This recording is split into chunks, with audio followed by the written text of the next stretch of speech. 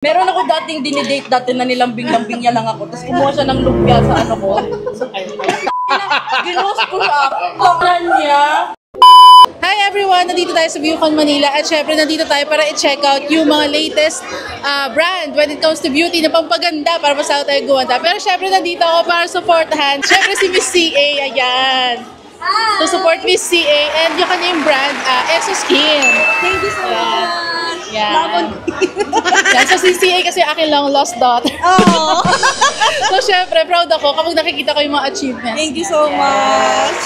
And syempre kasama rin natin si, of course, the one and only. Sinali mo na naman ako, nakatambay lang ako. Kikain lang ako eh.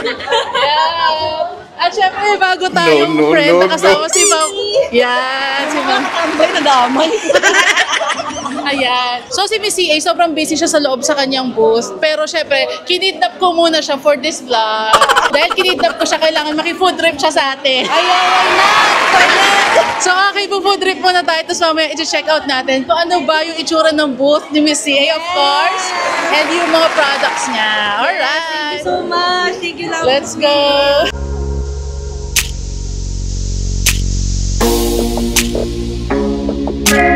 So yung guest mo natin, nakapaan na po siya. Ayan.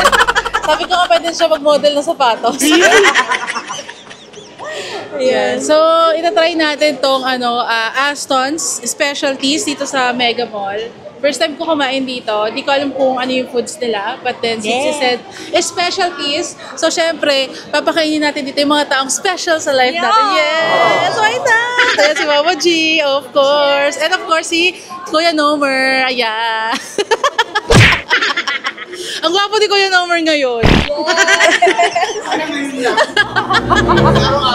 Ngayon lang, hindi ako ama.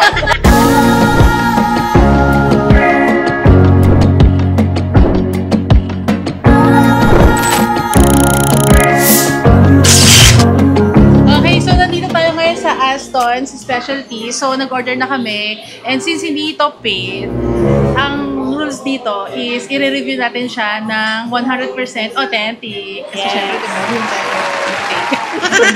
Hindi sponsored. Hindi sponsored. Ayan. So, Miss CA, magpakilala ka muna sa ating mga audience. Hi guys! I'm the founder of Astro North Star and CEO of ESOSKIN. Pero kami booth ngayon sa Viewcon Manila 2024. We are one of the co-presenters and diamond sponsors of the event.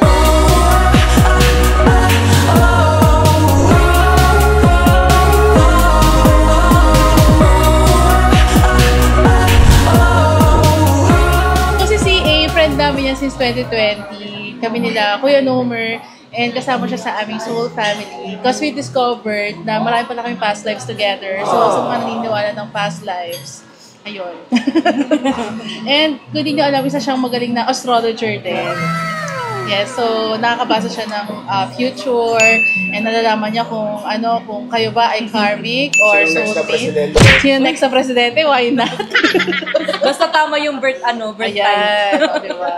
Pero aside sa being astrologer, siya kasi is Venus in Taurus. So mahilig din siya sa pagkain. Ah, yes! Alamin naman natin, paano ba nag-start yung ESOSKIN? Okay. So nag-start basically si ESOSKIN noong 2022.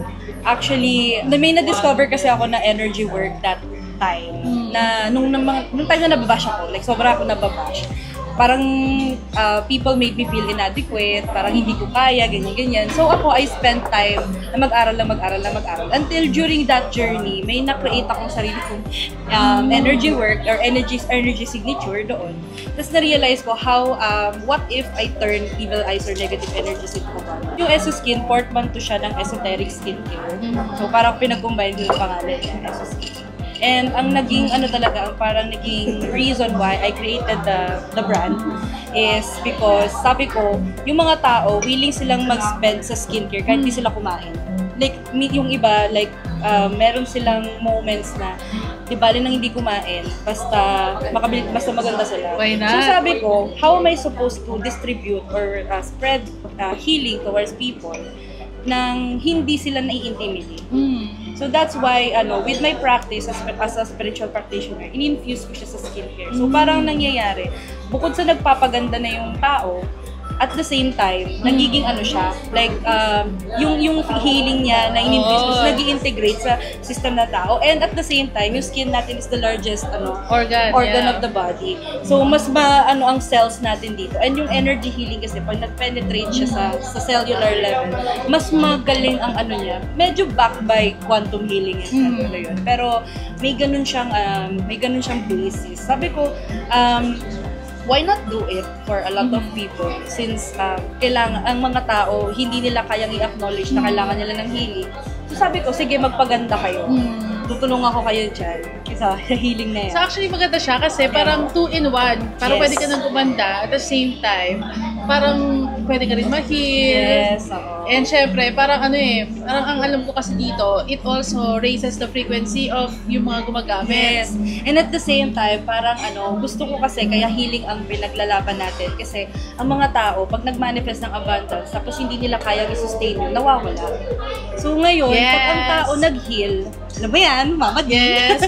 Pag ang tao nag-heal, like, from the root chakra, up to the crown, ganyan. Ibig sabihin ng root chakra, like inner child, and then pataas, hanggang sa mag-activate yung heart nila, yung abundance nila, eventually, nasusustain. So parang in-integrate ko yung spiritual practice ko into mundane kasi parang sabi ko, ang manifestation ng 3D is yung product. Yung practice ko is the 5D. So ngayon, hindi pwede kasi mag-spiritual bypassing, di ba? From 3D to 5D. Kasi magkakaroon ng parang kumunoy or parang spiritual ego. Ngayon, how are they going to reach that 5D state nang hindi activated ang 4D? Doon papasok yung healing. So basically, you are raising your frequency into that 5D consciousness, so to speak, o yung healing through the product na nagre-represent ng 3D. Ganun ko siya, So parang basically, it's part of the mission na hindi man siya kagaya ng ibang tao na, like, nagsiservice sa tao. Kasi ang goal ko talaga is to massively distribute the healing. Kasi hindi naman lahat ng tao willing i-accept na may kailangan silang ayusin. Actually, kahit ako, ganun ako before. Napaka-egoistic ko na tao. Nung na-realize ko and na-discover ko yung beauty ng healing, sabi ko, why not do it for a lot of people also? So, doon talaga siya nag-system. So, ang practice ko is not just actually, pag sinasabi nga ni Mama din na na magaling ako astrologer, parang talaga ba? Parang nagaganon ako kasi I don't consider myself as magaling. Grabe naman yan. Pero, I consider... Pero super galing. Yes, as per Kuya Nomer, why not? Diba? Hindi naman, pero more like I'm just passionate about what I do.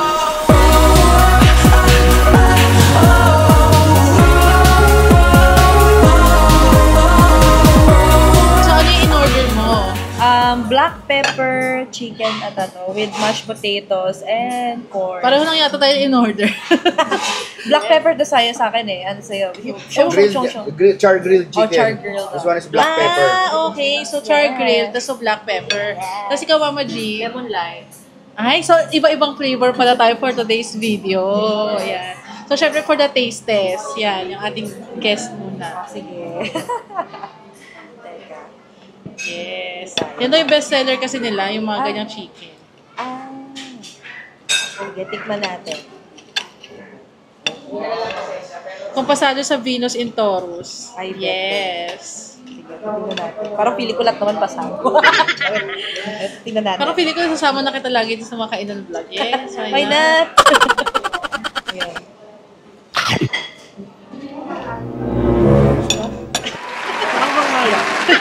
Actually, sobrang anghang. Pero masarap. Grabe yan. Grabe yan. Sinolid mo yung black pepper na gravy. Oo nga. Black pepper na black pepper na black pepper talaga. Black pepper times 2. Hindi siya black pepper, black pepper. Grabe. Pero masarap. 1 to 10.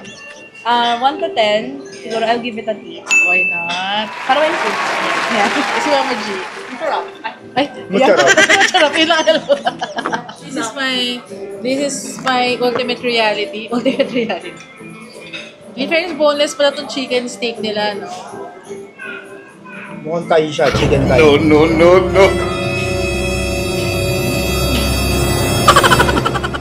Sarap mo. Sarap. Sarap siya. Sarap. Dapat nag-order ka ng ganito. Sarap nga. Pero ano considering na mukha siyang okay kahit di ko natikman. Pero believe it or not, pag nilabas ko yung dila ko, nalalasahan ko yung mga pagkain niya eh. Talaga? Alam mo yung ganun akong ano eh. So, human design kasi, human design, si Mama G, yung design niya, taste. Taste na taste. Oo. Kaya parang ano ba ako, yung pader, gumanon ako yung dila ko, nalalasahan ko yung pader. Di ba ano yun? May type of Claire na gano'n. Claire... Hindi ko lang alam yung tawag na... Claire, stance. Kaya alam ko kung masarap yung chicks eh. Labas ko lang yung dila ko. Pero syempre, tikman mo na rin. That's right. Yes. Laki. No.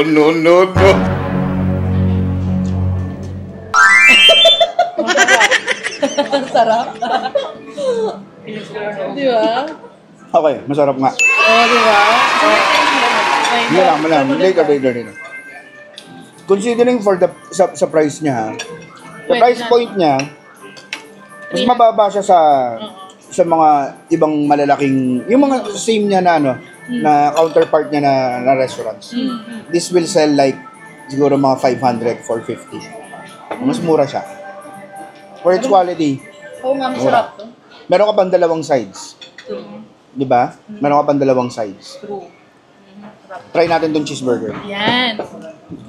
Sa burger kasi pagka mo-order ako, ang burger para sa akin, as plain as possible. Ayoko nung kung ano-ano yung nilalagay sa burger. Yan. Brioche yung ginamit. So, plus points na kagad kasi brioche yung ginamit. Para sa akin, brioche talaga dapat pag burger. So, cheeseburger lang siya. Kasi nga, sabi ko ayoko na may kung ano-ano sa burger ko. Gusto ko malasahan yung patty.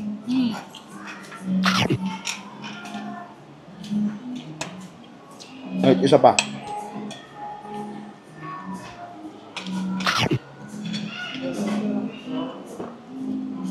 No.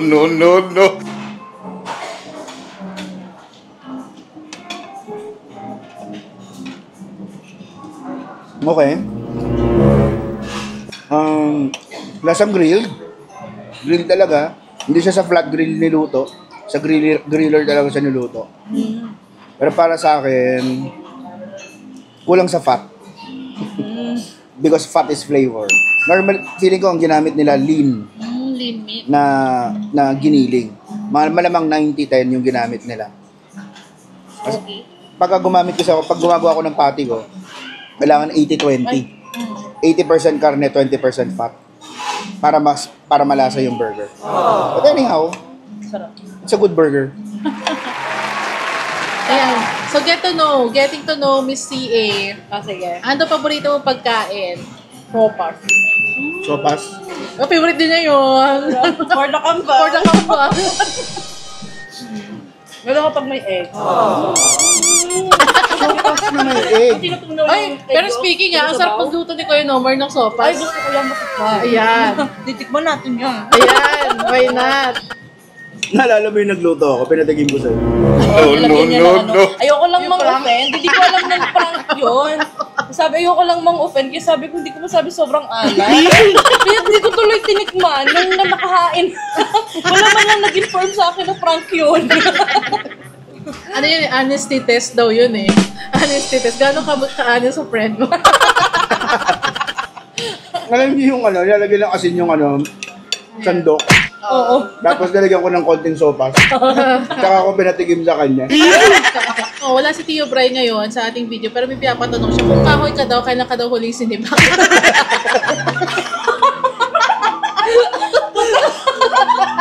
Ano si Mama G? Dito makain. Kailan ako huling sinibak? Like yung legit na gano'n. May legit sa kanya pala legit na sinibak. Ay, hindi legit saka hindi legit. Nung Talaga sinagot niya, no? Sobrang busy nito sa Viewcon, pero nagpa-kidnap sa akin for the pagkain. Syempre. Diba? Pero, mag-aaway din kayo kapag ikaw, kinain mo yung pagkain niya. Ay, totoo yan. No. Meron ako dating dinidate dati na nilambing-lambing niya lang ako. Tapos kumuha siya ng lumpia sa ko.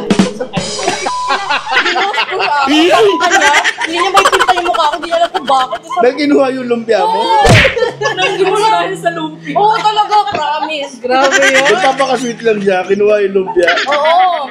Tapos pagkatapos nun, hindi ko siya pinansin. Nagtataka siya ba't ko daw siya ginusto. Hindi ko talaga. Hanggang ngayon, ngayon alam na niya. O, ikaw, kuya. Ngayon alam niya na. Dahil yun sa lumpia, kuya. Yan, dahil sa lumpia. Kung meron man akong funny story na related sa love life, yun. Talagang ginusto ko dahil sa lumpia. Totoo ba? Oo talaga, totoo talaga yun. Grabe yan. For the Venus in Taurus. At ito pa nakakatawa, ako pa nang libre sa kanya ng pagkain na yun. Dati kasi akong gumagastos sa mga lalaki ko eh. Kaloka yan. Diba? Kaloka Kabuisip diba? Ayan, so sobrang haba na ng vlog natin. Kaya sabi lang, i-end na daw. So, bill reveal muna tayo. Magkano yung bill natin? So, lahat ng yan, kasama yung videographer natin. Ang ginastos lang namin ay, oh my gosh! Ito lang siya! 2,316. Yung mga nakaraan, nakaka-15 tayo. Oo, sa mga iba naming restaurant na pinupuntahan. Ang galing. Anong pangalan nito? Ano ba? Aston's. Aston. So, para Highly sa akin, recommended. I-recommend ko to kasi sobrang mura siya. Tapos, Masarap pa yung food. masarap yung food at the same time. At saka hindi to sponsored Oh, hindi ko sponsored. So, dahil napanood itong vlog na to at recommended namin, yan, syempre, puntahan nyo na. Ayan. So, again guys, dahil nabitin kayo sa usapan namin, yan, itutuloy namin yung kwentuhan ni CA sa ni Kuya Nome sa Coexist Podcast. Ayan, nakikita nyo yung link sa baba. So, ito yung #1 spiritual podcast in the Philippines. So, subscribe nyo na rin. Okay. Thank you sa invite. Thank you so much for guesting dito sa Lamon Queen Vlog. Thank you so much. Thank you so much, Thank you Kuya sa Nome. ambush ko lang. Nakatambay ka lang uli, eh. Ayan, thank you, Mama G. Ayan. Thank you, Mama D, Mama G, and A few moments later. Kuya Nong, sigaw muna magbayad. Wala akong signal. Bayaran lang Kaya kita. nakakahalata na ako ha. Parang 3 linggo na tayo ako nagbabayad ng pinakain natin ha. Okay lang yung mayaman ka naman Nung daw. nakaraan, buti na lang hindi tayo pinagbayad nung isa. Dahil 15 milyon. Grabe yan. Pero nakakahalata na ako, 3 linggo na tayo nagbabayad. Ako nagbabayad. Sige. Sige naman.